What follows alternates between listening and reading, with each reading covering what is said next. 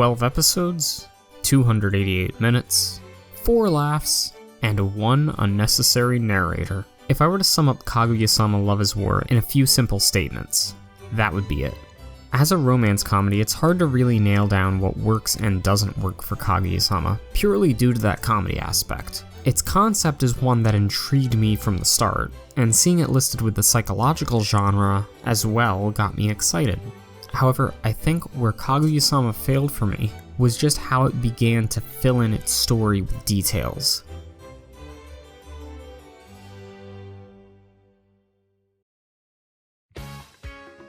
I want to first start by actually talking about what I enjoyed with this show, before delving into the sinkhole of problems I have. There's a ton of things I dislike, but even by the end, this was a show that I really wanted to like. So I'm at least happy that I got a very soothing experience with the voice acting.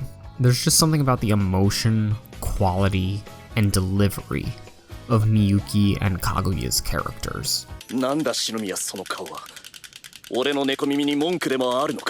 that make for a soothing experience, such as helping one fall asleep, which is something I can say this show didn't actually do to me, except for the fact that I watched a couple episodes at 2 a.m. That was probably more the culprit than the show itself for me falling asleep. Other voices weren't to that caliber of soothing for me, but that's not exactly something I'm commending every show I really like for either, but rather just a special quality that I think Kaguya-sama holds.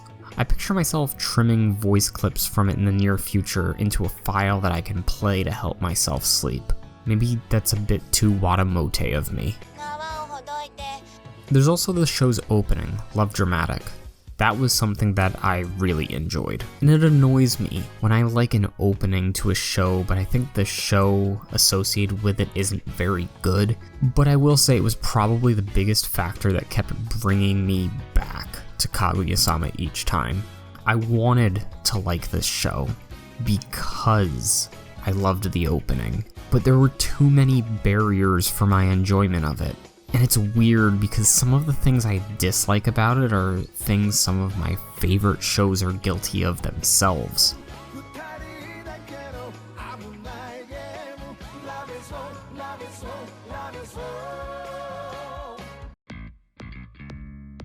One unnecessary narrator was one of the phrases I used earlier to describe this show. A narrator that describes the obvious to the viewer is exactly what we're talking about here. Miyuki or Kaguya will perform an action or think of something, and the narrator will recite it after the viewer already connected the dots or outright saw it on the screen. Narrators such as Kaguya-sama's hold mixed opinions among people, especially when looking at one like in Hunter x Hunter, especially the Chimera Ant arc, which could be criticized for this exact same problem. However, the difference between the two is just how exciting and heavy everything else going on is. The narrators themselves are unnecessary by many metrics. However, that doesn't mean they don't add any form of enjoyment. Case in point, Kaiji, Ultimate Survivor. Caribou-kun made a video called the Fukumoto Aesthetic, in which Kaiji's narrator is described not as a narrator, but a hype man. A hype man for an already exciting series. Whether I'm watching Kaiji play rock, paper, scissors in hopes of paying his debt off, or risking his life during the electric current steel frame crossing, the narrator provides emphasis to the events happening on screen. Hype is built naturally for a character who I desperately want to see have even the most minuscule form of success. But when you apply this kind of narrator to Kaguya-sama, I just don't have the same kind of reaction. Kaguya and Miyuki aren't characters I'm invested in. I see them as two unrelatable rich kids that the series tries to bring back down to a relatable level for the general audience of this show. You see, Miyuki or Kaguya will find themselves in a situation where there's a visible opening for the other to progress towards the confession of their undying love, and by any means necessary, one character will try to get that action out of the other. By the end of each segment, either Miyuki, Kaguya, or both of them will be ranked as either failing or completing their task. This becomes more muddied when characters such as the treasurer Ishigami or the secretary Chika get introduced and begin to have themselves scored in their own tasks. By necessity though, the show kind of needs Ishigami and Chika, as just Miyuki and Kaguya going at it for 12 episodes with multiple segments in each could become stale fairly fast. So most of the enjoyment of this comes out of the characters and how well the comedy strikes with you. So let's talk about those 4 laughs. I laughed a grand total of 4 times throughout Kaguya-sama Love is War.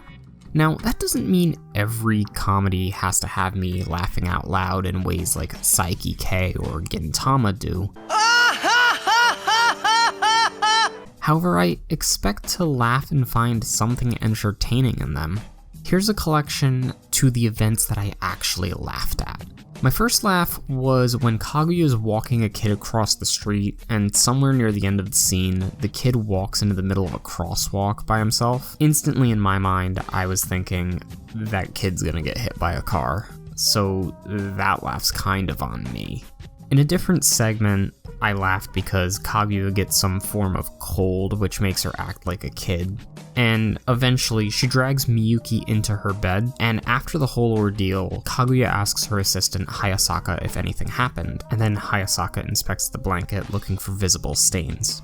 There's also another one where Miyuki calls Chika and Kaguya nymphomaniacs for a conversation he misunderstands. Both of those were pretty cheap laughs from sex humor, but I think the one actual really good laugh I got out of it was when Kaguya called Miyuki, and Miyuki's father picked up the phone, only for the viewer to be greeted with Miyuki screaming back at him during the conversation.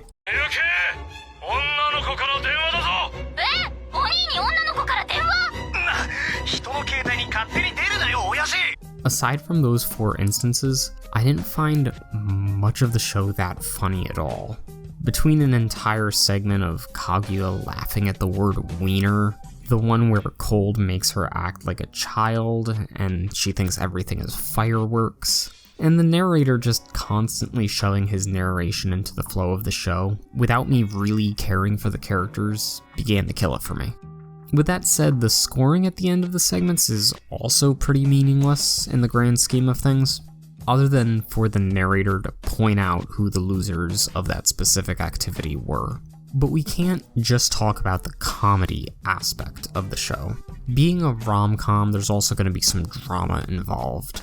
While Miyuki and Kaguya's relationship never comes to fruition, and the will they won't they feel continues into a cliffhanger, the last couple of episodes veer away from the comedic and dive deeper into the dramatic side of the story. And I felt like that was a nice change of pace for the story to take. I thought it would maybe help me care about Kaguya a little more until we got to the part about her father being an asshole.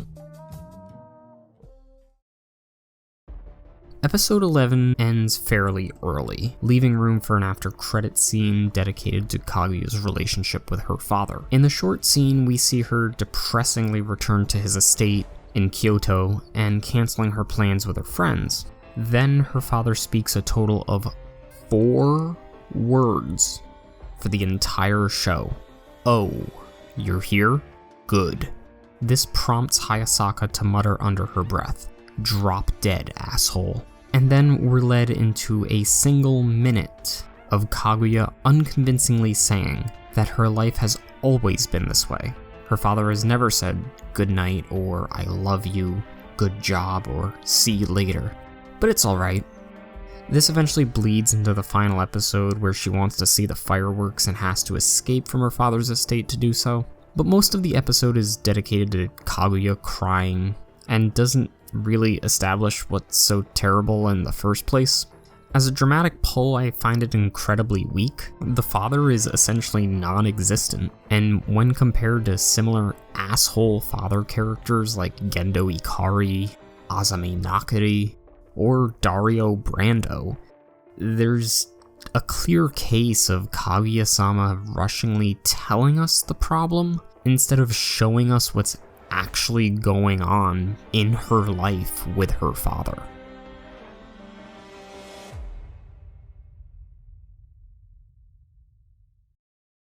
The final thing I want to discuss is the presentation of this show. It goes fairly hand in hand with its comedy. While I'd like to think the character design is pretty good, the rest of the show just doesn't do it for me. There's a huge overabundance of speed lines in almost every reaction shot that you see in the show. They're very apparent, and you'll probably see more than you can count on your hands in certain episodes. It gets old real fast. Even putting characters on a solid or pattern background sometimes could have helped, and that's a pretty common thing shows do. Kaguya-sama at least tries to prevent the repetition of these speed lines by creating different backgrounds with various colors, line lengths, positionings. Unfortunately, for as many combinations as they actually make, the backgrounds are just still used way too frequently and get old. And of course, out of obligation, we have to talk about the Chica dance. I just didn't like it. The song is just way too annoying for me. But you know what? It looks nice. I'll give it that. I'd even push to say that it might be some of the best animation A1 Pictures has done in a while.